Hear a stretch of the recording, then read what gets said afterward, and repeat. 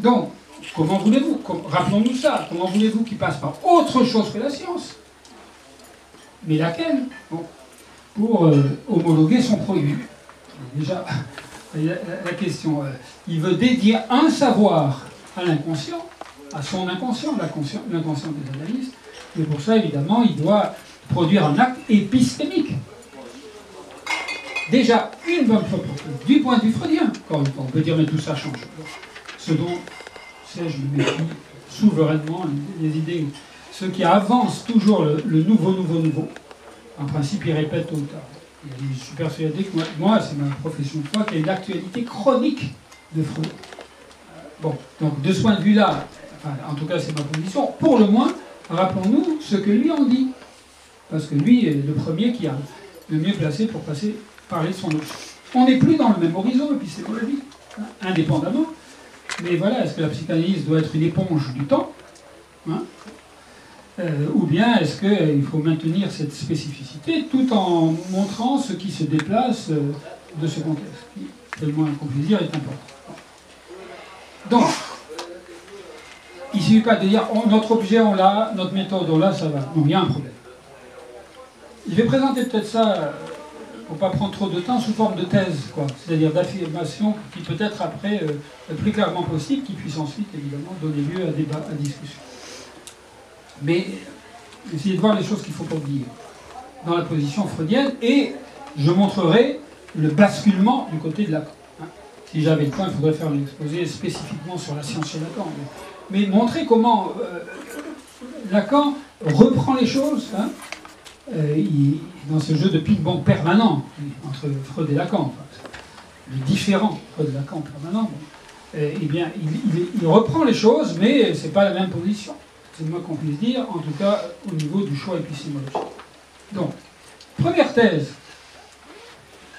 qui dérive directement de mon prologue, n'est-ce pas? Nous ne pouvons trouver, vous connaissez la dernière phrase de L'avenir d'une illusion, donc on a fait une édition critique où on redécouvre énormément de choses nouvelles dans ce texte, qu'on croyait connu. Enfin, vous savez, cette dernière phrase, Freud aime bien des chutes, hein, à l'intérieur de son propos, où il récuse le scientisme. Il n'emploie même pas le terme scientisme. Le scientisme, c'est de dire que qu'est-ce que c'est que le scientisme? C'est une idolâtrie de la science, qui vient à la place du reste, même s'il y a des remords du côté de l'éthique, des problèmes de la religion. Bon. Freud n'a pas du tout cette position. Il dit que la psychanalyse ne peut pas tout nous donner en un mot, mais nous ne pouvons pas trouver en dehors d'elle ce qu'elle ne peut nous donner. Voilà. C'est une position extrêmement ferme qui fait qu'en aucun cas la psychanalyse ne peut être fondée sur autre chose que la science. Voilà la position freudienne.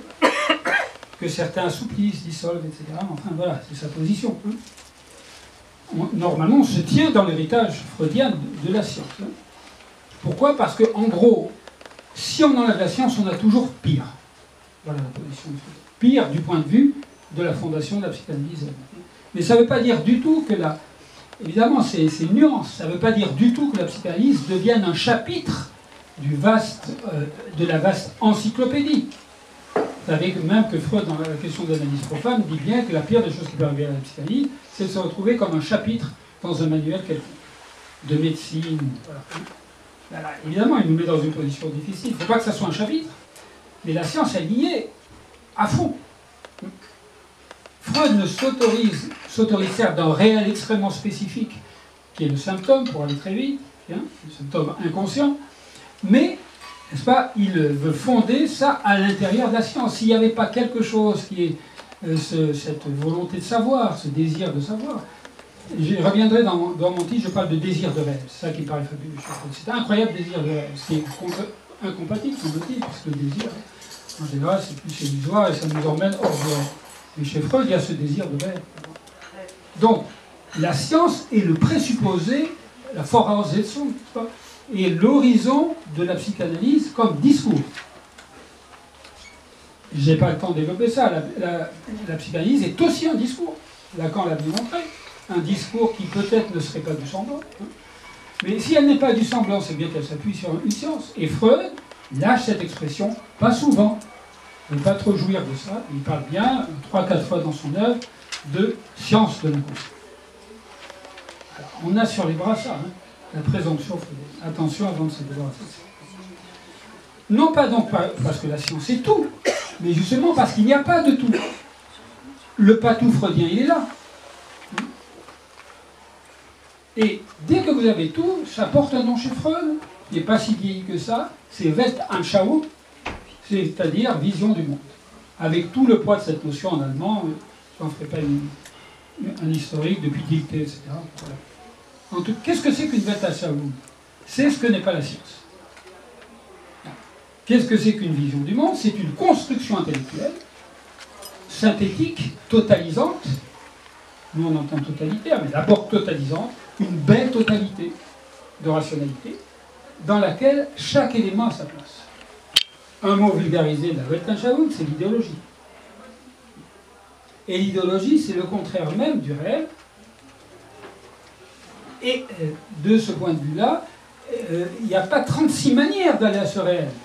Si vous ne prenez pas la route de la Weltanschauung, de la vision du monde, vous prenez celle de la science. Donc gardons ça en tête. La position de Freud est minimaliste, on n'a pas mieux qu'eux, mais elle est aussi extrêmement exclusive. Voilà.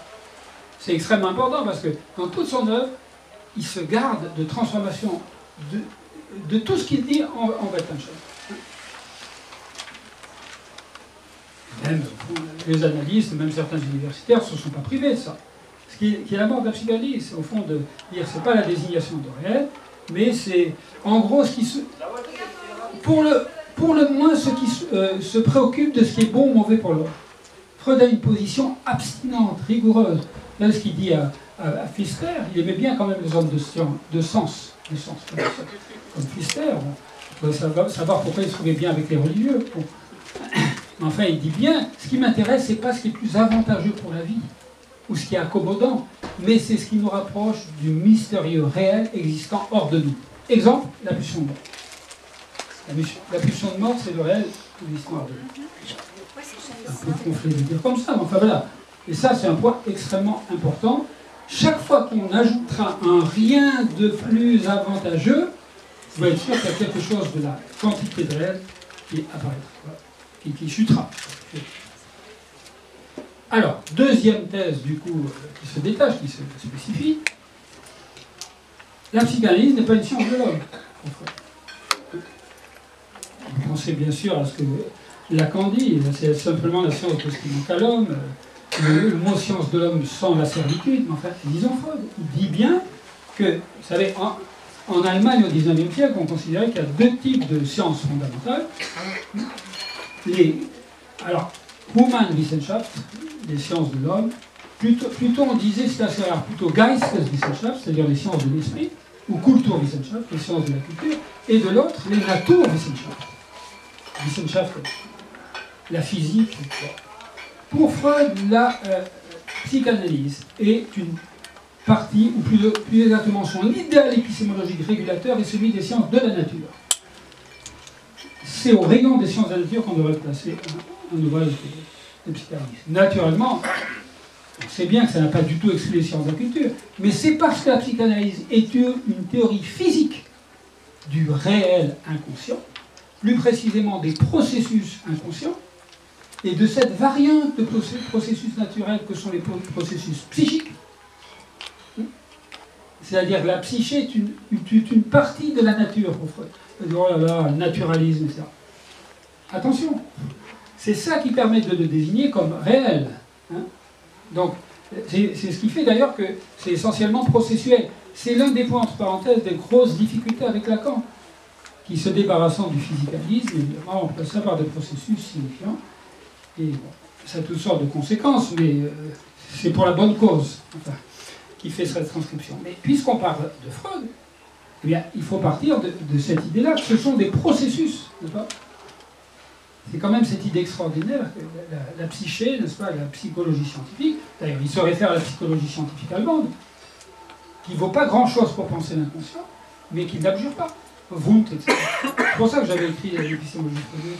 C'est pour repérer cette reprise et ce décrochage. Bref, à partir de ce moment-là, c'est très important de poser les choses dans le bon ordre. La psychanalyse a des choses immenses à dire sur la culture, mais elle ne croit pas au Geist, à l'esprit. D'ailleurs, Freud dit parfois, l'esprit est très peu de choses, au fond, c'est une partie de la nature, et la nature peut très bien s'en passer. C'est un anti-idéalisme absolument radical. Bon, c'est un propos comme ça, c'est une forme. Mais ça veut dire que c'est justement parce que j'étudie le réel inconscient, sa singularité, dans un esprit physicaliste. Si on regarde de près, d'ailleurs, chez Lacan, les signifiants ont aussi une version de réel. En tout cas, c'est pas comme chez Lacan. C'est à partir de là que je peux dire des choses déterminantes sur les Geisteswissenschaften, sur les sciences de la culture, mais ça ne va pas dans le sens. Quelle est la conséquence de dire ça? On peut dire d'accord, mais c'est pas la physique quand même. La métapsychologie, c'est quand même pas la psychologie classique, ni la physique, encore moins la physique. Eh bien, ça veut dire qu'une science de la nature, ça explique. L'interprétation est toujours seconde chez Freud. Freud révolutionne totalement l'art de l'interprétation, à condition de barrer la route à toute herméneutique. Et c'est pas non plus Lacan qui le dit. Lacan a un côté, dit parfois en disant, génial plagiaire. Il le dit, il le radicalise, il apporte des choses considérables, mais ceux qui penseraient qu'il y a chez Freud une herméneutique, Lacan, vous savez, a des termes très, très durs contre l'herméneutique, allant jusqu'à dire que l'herméneutique est une obscénité universitaire. Voilà. C'est-à-dire quand on cherche à interpréter. Non. Il faut savoir qu'il y a eu en Allemagne au XIXe siècle un combat, enfin un débat, et un combat inlassable, qui s'appelait le Methodenstreit, sur la querelle des méthodes, entre les partisans des sciences de la nature et de la priorité des sciences de la nature, qui expliquent, qui éclairent, et les sciences de l'esprit et de la culture, qui eux cherchent à faire stellen, c'est-à-dire comprendre. Et derrière, il y avait la vieille idée que quand on comprend, on est dans les sciences de l'esprit, et quand on explique, on est dans les sciences qu'on appellerait aujourd'hui dures. Quand on dit dur, ça veut dire que les autres sont molles, alors que là, on le disait avec un peu plus d'élégance. On disait qu'il y a l'explicatif et le compréhensif. Pas un mot de Freud sur la méthode Einstein, dans lequel il baignait. C'est un débat qui a commencé dans les années 1850, qui a traversé tout le 19e siècle. Il s'en fiche. C'est explicatif. C'est explicatif, mais explication où le sens est impliqué, car il y a un sens des symptômes. Il faudrait passer du temps à parler du sens. Voilà. C'est une science causale. Traumdeutung, ça ne veut pas dire interprétation du rêve. Ça veut dire explication du rêve. Explication comme causalité psychique. Ah, tiens, c'est chez Lacan, dans les années 60. Et Freud ne dit même pas causalité psychique. Tout ce qui est scientifique est causal. Voilà. C'est absolument essentiel, parce que ce qui intéresse un analyste, pour Freud, non, c'est tout à fait exact, c'est, regarde, comment les choses se passent, comment les processus sont liés. Il n'y a que ça qui m'intéresse. Ce n'est pas de jouir du sens. Par contre, si on va faire une Weltanschauung de l'inconscient, pansexualisme, etc., évidemment, on va faire quelque chose, mais qui n'a pas grand-chose à voir avec la psychanalyse. Donc, et c'est ça qu'on impute à la psychanalyse. Pansexualisme, vous réduisez, vous interprétez tout. On n'interprète pas, on explique. On explique. Et ce point, évidemment, est essentiel, parce que la psychanalyse, c'est laisser gagner à chaque génération par l'ambiance des Weltanschauungen, dans laquelle elle est menacée de dissoudre la volonté foncièrement explicative de la psychanalyse, par où elle ne vieillira jamais. Par contre, si elle s'acoquine avec une Weltanschauung quelconque, on peut être sûr qu'elle va être mise au panier. C'est de ça qu'il s'agit. Donc, voilà. Du coup, troisième point, vous voyez, en fondu enchaîné, hein, il y a une science de l'inconscient, on veut dire quoi? C'est pas qu'il y a une science de l'inconscient majuscule, ça serait une Weltanschauung. Plus ou moins irrationnelle, l'inconscient. Depuis Freud, il n'y a plus d'invocation possible de l'inconscient. Il y a une explication des processus psychiques, métapsychologiques, dans leur dimension physicaliste, c'est-à-dire économique, topique, dynamique. Ça rappelle quand même la physique. Ça fait peur à certains, c'est pour ça que par exemple le déchaînement de Ricoeur, voilà, j'étais parti de là d'ailleurs en 80, cette idée qu'on dit oui mais il faut enrichir la psychanalyse. Il y avait ce discours, Freud a découvert des trucs formidables mais il ne savait pas le dire. On va l'aider. Donc on va ajouter une herméneutique tout de suite, ça a plus de gueule philosophique. Mais à mon avis, on a vu des livres brillants. D'ailleurs, Ricoeur est l'un des premiers qui livre sérieusement Freud, mais enfin, qui en fait un chapitre de l'herméneutique. D'où cette histoire un peu à dormir debout chez cet homme brillant, de dire il y a Marx, Nietzsche et Freud qui sont des maîtres du soupçon. Freud n'est pas un soupçonneur, c'est un démolisseur à la rigueur. Donc tout ça pour dire on va récupérer des enfants terribles, Marx, Nietzsche et Freud, n'est-ce pas, étrange trio, pour rénover l'herméneutique et relancer ça. Freud est complètement à côté et Lacan est complètement hors de ça. D'où par exemple le dialogue impossible entre Ricoeur et Lacan. Ça aurait été intéressant de confronter des intelligences, mais c'est pas, on ne parle pas du tout de la même chose. Alors tout ça, il faut le récapituler au moment où on parle de la scientificité. Wissenschaftlichkeit au sens de cette dimension, ce qui fait que il n'y a pas d'inconscient, mais des processus psychiques inconscients. C'est la définition que donne Freud à la psychanalyse. Processus psychiques inconscients qui ont été jusqu'à présent non pris en compte. C'est pas Freud qui découvre l'inconscient, on a mieux dans le romantisme, on a mieux dans toutes sortes de choses, mais lui, il veut faire un savoir des processus inconscients. Récemment, j'ai essayé de montrer à l'espace politique que c'est très très important. Quand Lacan parle d'ontique, la seule ontique à voir pour nous, c'est la jouissance, c'est à ça aussi qu'il faut. Mais c'est une ontique processus. Et du coup, l'inconscient lui-même, au mieux, c'est un système inconscient. C'est juste chiffrable ICS, hein, ou ou BW en allemand. Voilà. Donc c'est le cycle d'un système. C'est plus du tout un principe. Et comment? Parce qu'il y a la Wissenschaftlichkeit. Donc pourquoi faire la fine bouche avec ça? Nous sommes dans la science. Mais avec cette contrainte, dont d'autres n'ont cure, c'est-à-dire de savoir le réel inconscient, et la science en général, le réel inconscient, ils ont autre chose à faire. Mais nous, non. Mais c'est pas parce que ça les intéresse ou ça les intéresse pas que nous, on y est collé à ces sciences. Et entre parenthèses, c'est pour ça que c'est pas inintéressant de conclure. Bon. Alors, je m'arrête là. Non, mais c'est juste, je vais accélérer. Voilà, donc un système topique, c'est le nom pour un système topique. Quatrième point, l'inconscient est inséparable de la science. Ce que Lacan dit avec le sujet de la science, qui est le sujet nécessaire. Vous savez, le jeu qui joue avec Descartes. Pendant longtemps, Descartes, pour lui, c'est le contraire même de la psychanalyse, évidemment, puisqu'il n'a pas pensé l'inconscient en apparence. Mais c'est très important, il faut que je pose d'abord mon sujet cartésien, pour qu'ensuite je le divise correctement. Si je vais comme ça dans la nature chercher l'inconscient, pêcheur en eau trouble, c'est ce que fait Kodak, c'est pas mal ce qu'il fait, sauf que ça n'a rien à voir avec une science. Hein, ça a à voir avec le ça qui fait ce qu'il veut, etc. C'est pas ça, justement. Voilà. Donc, on a un système topique, chiffrable, et on a des processus. Hein. Alors, l'inconscient est inséparable du sujet de la science, au double sens, qui n'est abordable que par la métapsychologie et non par la métaphysique, et qui réintroduit le sujet dont, justement, la science, dans son concept général, se distingue de faire l'économie.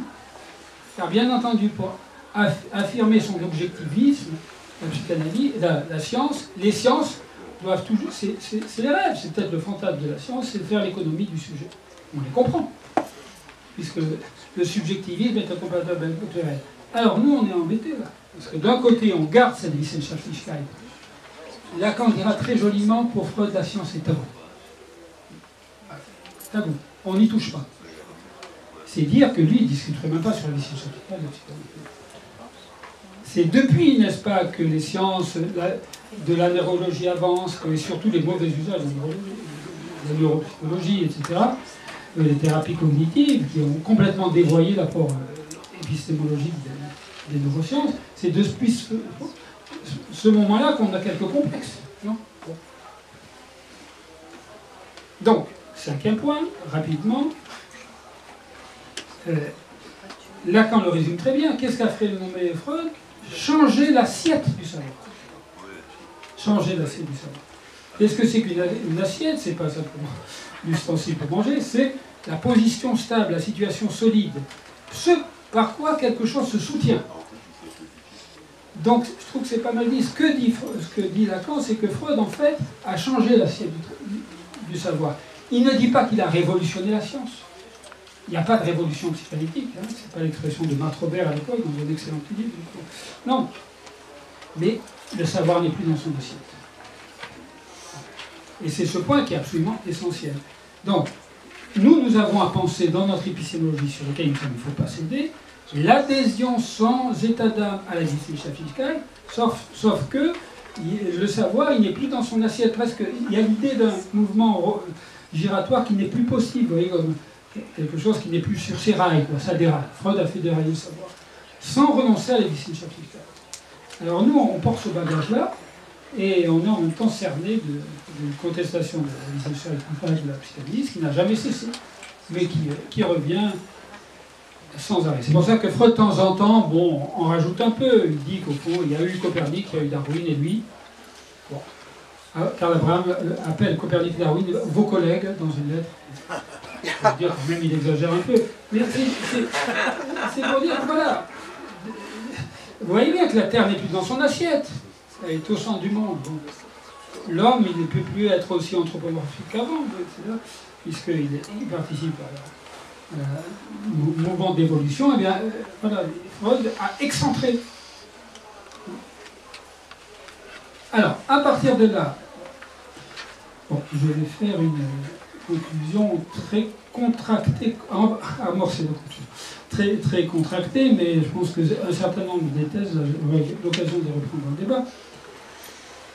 Le point suivant, ça doit être la cinquième, sixième thèse, peu importe.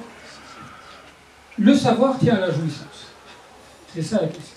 C'est dans la science, le savant qui jouit à fond. Je ne suis pas en train de psychologiser la question.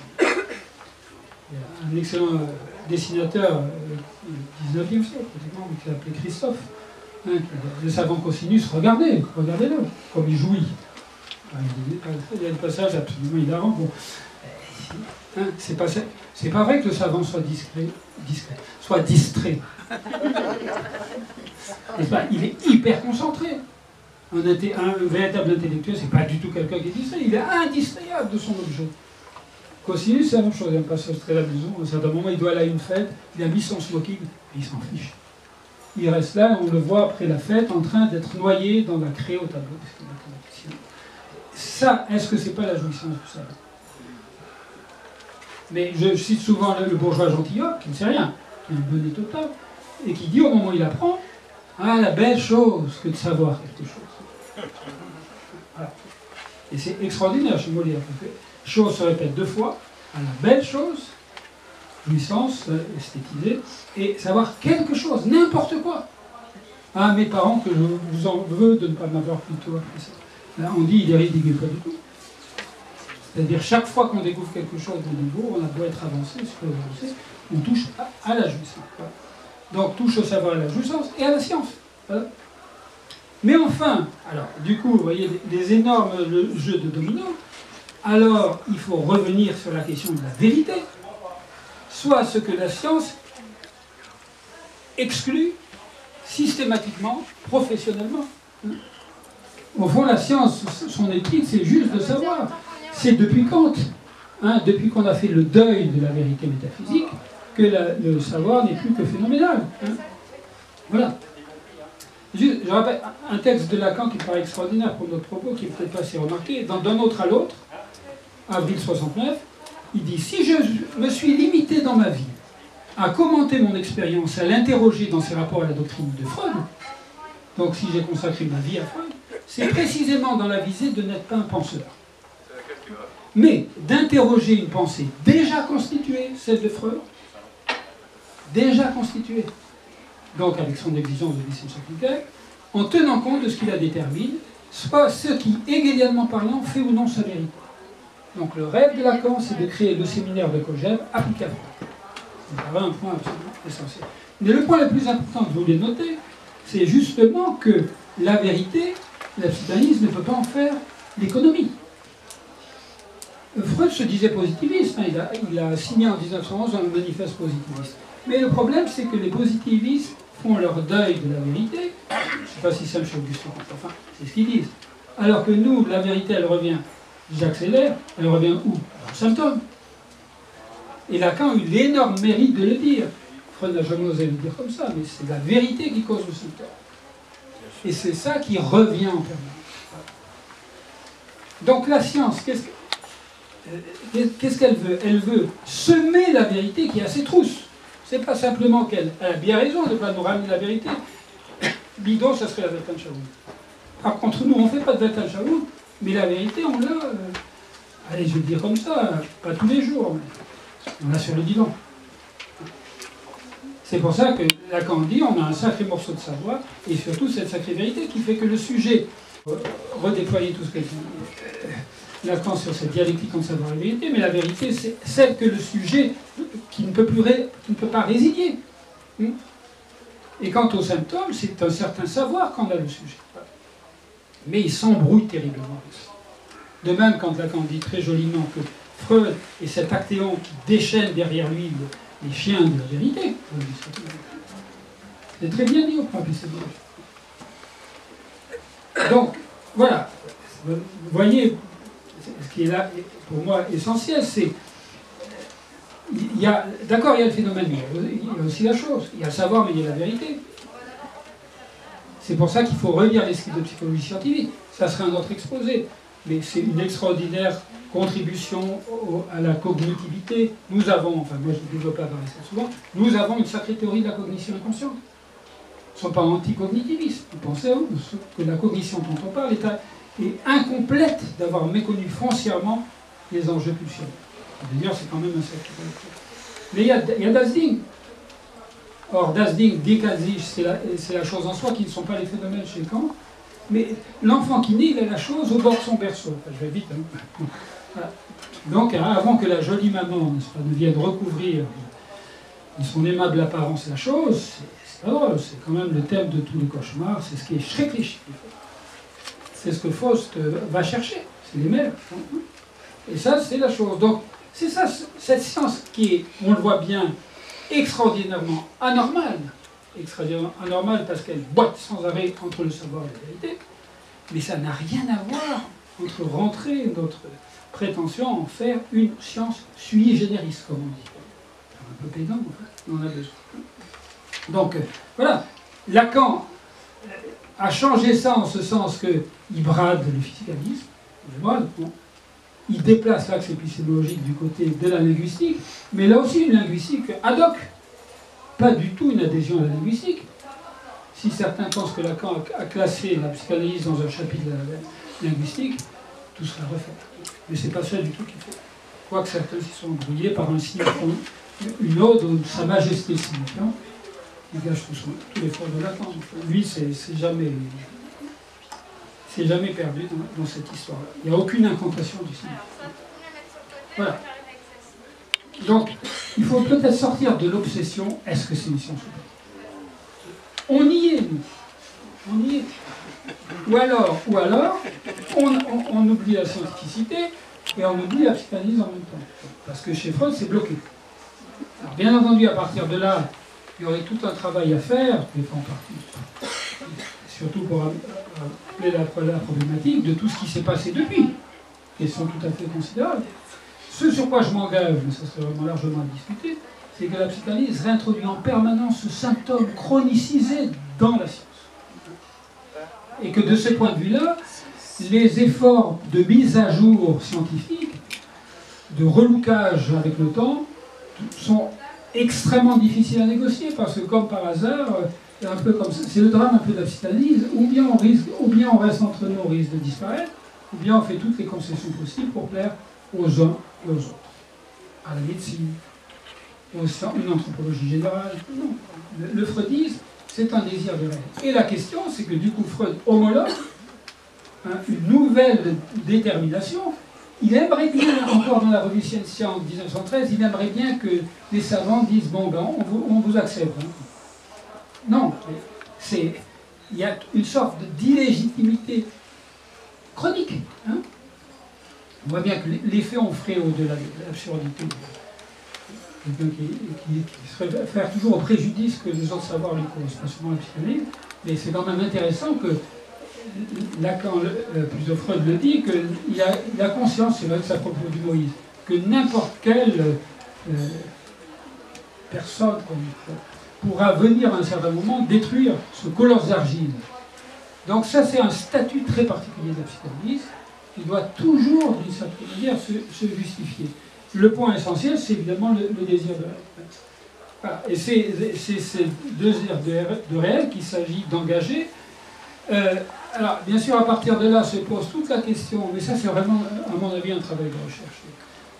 Presque un laboratoire de recherche sur cette question, comment la psychanalyse accompagne le statut contemporain de ce quelque chose qui n'a jamais été d'aucune époque, d'une certaine façon. Mais Freud ne surgit en rien comme une étoile isolée, hein, qui ferait tomber l'inconscient sur Terre. Hein. C'est pas ça. Si la science n'était pas en place, aucune chance à ce que cet homme tout à fait seul rencontre l'objet. Et c'est la grandeur, la misère de la psychanalyse, en même temps, c'est précisément qu'elle est en permanence dans cette boîterie.